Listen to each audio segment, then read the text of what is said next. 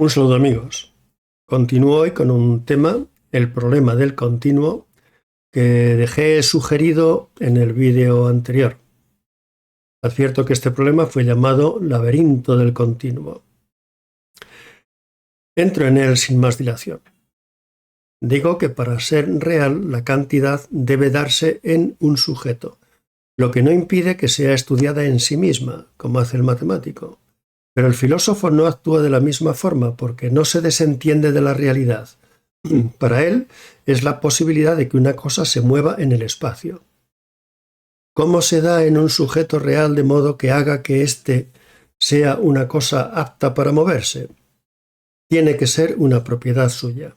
Así es como lo plantea el filósofo, el ontólogo. Para el subjetivista, la cantidad se da también en un sujeto real, la mente humana. Pero en esta no es una dimensión suya, sino una construcción y tal vez una posterior objetivación. Si por el contrario se concibe como algo real, tiene que ser una determinación de la cosa, en contra del subjetivista.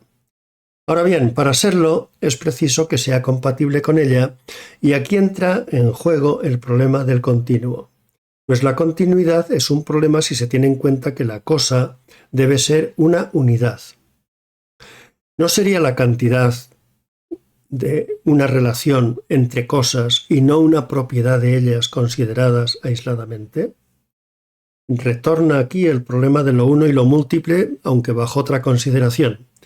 Si la cantidad hace de la cosa un continuo, un espacio en que hay pluralidad de cuerpos en distintas posiciones, no parece que pueda aceptarse que cada uno de ellos sea una unidad. Además, el continuo espacial es divisible hasta el infinito, por lo que cabe pensar que está compuesto de una serie de partes divisibles también hasta el infinito, divisibles cada una de ellas. Si cualquiera de los cuerpos es uno, no debería ser posible dividirlo infinitamente. En suma, se está tratando aquí de dos problemas. Uno, cómo conciliar la unidad del continuo con la pluralidad determinada en él por la cantidad. Y dos, cómo conciliar la unidad del continuo con la pluralidad efectuada por una divisibilidad infinita. El continuo consta de partes, aunque de manera coherente y por virtud de una recíproca difluencia. Si se divide, el resultado no son las partes, sino unos todos que funcionan por su cuenta cada uno. Pero esto no es propio de las partes, que solo tienen sentido en la unidad del todo integrado por ellas. Téngase en cuenta, por ejemplo, el caso del organismo. Sus partes son los órganos, etc. Si las partes del continuo se rompen, devienen todos ajenos. Si se separan, devienen todos. Luego hay que decir que las partes se encuentran actualmente en el todo continuo, coexistiendo en él como partes. No es que cada una sea un ente en acto, solamente es ente el continuo. Si se dividen, no se producen partes, sino todos.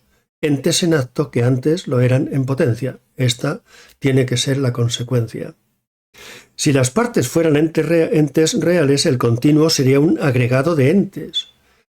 Hay que admitir que son entes en potencia que coexisten actualmente en el continuo. Así se salva la esencial unidad del continuo y su situación respecto a los entes que surgen de él por simple división. Las partes del continuo son todos en potencia, pero partes en acto. Como la semilla es árbol en potencia, pero semilla en acto. Con la diferencia de que la semilla es algo en acto, pero no las partes del continuo. No son entidades perfectas capaces de existir por sí mismas, sino ingredientes de un ser perfecto en el cual existen y coexisten entre sí. Sin esa coexistencia serían nada, y lo correcto sería decir que el continuo es ente en acto y en potencia propincua partes. Leibniz llamaba laberintus continui, laberinto del continuo, al problema del continuo por su extrema dificultad. Se ve en el concepto infinitamente divisible, un concepto que choca con el de la unidad del ente afectado de cantidad. Un cuerpo natural como el agua no puede dividirse una y otra vez sin que llegue un punto en que deja de ser agua y se descompone en hidrógeno y oxígeno, perdiendo su naturaleza, su especificidad. Con razón hablaban los antiguos de minima naturalia, mínimos naturales, refiriéndose a cuerpos provistos de dimensiones que no pueden disminuir sin perder su especificidad, su naturaleza. Lo cual significa, una conexión entre cualidad y cantidad, y una prueba a favor de la existencia de una sustancia en los cuerpos físicos. No así, desde luego, en la filosofía cartesiana, que debería postular la existencia de un solo cuerpo. Si un cuerpo se divide, aparecen más cuerpos. Y si se divide más, aparecen otros cuerpos, o mejor dicho, cuerpos otros. Luego hay dos clases de divisibilidad, una finita, intraespecífica, donde no se pierde la naturaleza específica, por ejemplo, al dividir el agua de un recipiente grande en varios recipientes pequeños. Y otra infinita, genérica, aplicable a todo cuerpo en cuanto cuerpo consista en lo que consista su especificidad. Nos fijamos en la segunda cuando tendemos solo a la cantidad en cuanto cantidad. No puede negarse la divisibilidad infinita, genérica, del cuerpo, aduciendo la finitud de su división intraespecífica. Algunos, aun reconociendo la necesidad de la divisibilidad matemática infinita, niegan la divisibilidad infinita de los cuerpos. Separan la filosofía y la matemática porque reconocen que toda cantidad es divisible, pero no que las cantidades reales lo sean, aun prescindiendo de la especificidad de un sujeto. Un cuerpo matemático sí puede dividirse hasta el infinito, pero no un cuerpo real, pues no parece que pudiera ser uno y al mismo tiempo infinitamente divisible. Una objeción de escolásticos como Arriaga, Oviedo, Ulloa y Losada es que en un cuerpo habría una infinidad real de partes. No es igual ser infinitamente divisible que estar infinitamente dividido, pues lo que está en potencia para algo lo está en la medida en que es capaz de ser algo en acto, pues de otro modo se daría una potencia con respecto a algo siendo impotente de actualizarlo. Y así la admisión de un ser infinitamente divisible sería lo mismo que la admisión de una realidad que alguna vez estaría actualmente dividida en una infinita multitud de partes, lo cual es imposible. Luego debería aceptarse que los cuerpos reales solo son divisibles hasta un cierto límite y hay que considerarlos integrados por partes inextensas, que son las únicas absolutamente indivisibles. Leibniz llega a la misma conclusión. Dice, puesto que en la realidad las partes son anteriores al todo, éste debe constar de partes inextensas. Pues si aquel es el agregado de estas, algunas de ellas deben ser las primeras, es decir, no deben ser todos, pues estos necesitan de la existencia de aquellas para existir. Y ellas solo pueden ser primeras si son indivisibles, es decir, inextensas. Igual que los escolásticos, Leibniz llega a lo extenso partiendo de lo inextenso.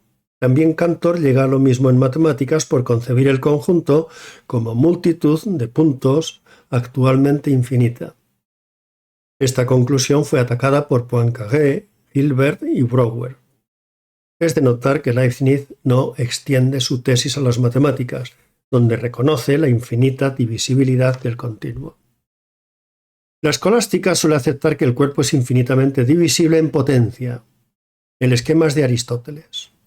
Lo divisible es siempre divisible, dice, poniendo de acuerdo la filosofía y la matemática en esto, pero advirtiendo de que la matemática debe dar razones matemáticas y la filosofía filosóficas. La teoría de la escolástica, suele ser la siguiente. Las partes de un ser extenso deben ser extensas, pues la inextensión no puede ser causa de su contrario, ni lo extenso, la cantidad, puede dividirse en inextensiones, pues ello equivaldría a su aniquilación. Pero si toda cosa extensa es infinitamente divisible, ¿cómo se salva su unidad? De dos maneras puede entenderse la infinita divisibilidad de una cosa extensa. Una consiste en pensar que la infinita potencia de división lo es en infinitas partes actualmente dadas.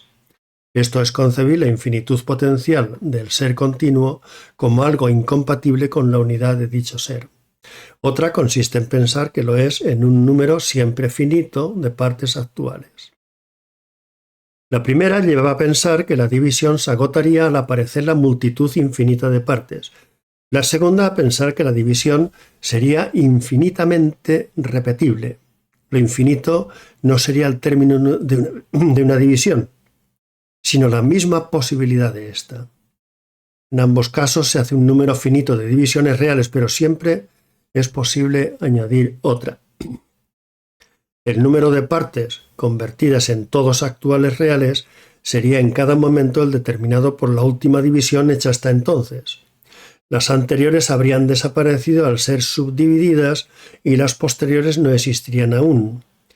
Luego, la infinita divisibilidad reiterativa no daría lugar al conjunto infinito de subtodos, por así decir, establecidos en cada división, porque un tal conjunto sería el resultado de una suma de elementos totalmente heterogéneos, debido a que se intentaría formar con los subtodos reales actualmente existentes más los que todavía no poseen existencia, más los que ya están privados de ella. Sería lo mismo que sumar lo que existe y lo que no existe. No es verdad, por tanto, que Aquiles no puede alcanzar a la tortuga porque toda distancia sea algo infinitamente divisible y sea en consecuencia una suma infinita de subdistancias, o distancia total infinita, pues no hay tal suma de infinitas subdistancias, sino a cada momento y a cada división una cantidad finita de ellas, que sí puede ser recorrida, porque aquella suma infinita puramente mental se obtiene agregando las subdistancias existentes, añadiendo a las subdistancias existentes las que no existen aún y las que no existen ya. Para explicar esto, supongamos que alguien defendiera lo siguiente: que existe una primera división, una extensión se divide en dos partes, luego resultan dos. Que existe una segunda división, cada una de esas dos se divide en dos, resultan 4. Si se sumaran a las anteriores habría 6, pero esto es absurdo, porque las dos de la primera no existen ya, y no hay nada que sumar. Tercera división, cada una de las partes de la anterior se divide en 2, resultan 8. Sumadas a las anteriores serían 14, pero es igualmente absurdo. El número real es solamente 8. No podemos sumar lo que hay y lo que no hay. Y hasta aquí nuestro vídeo de hoy, amigos. Un saludo cordial y hasta el próximo.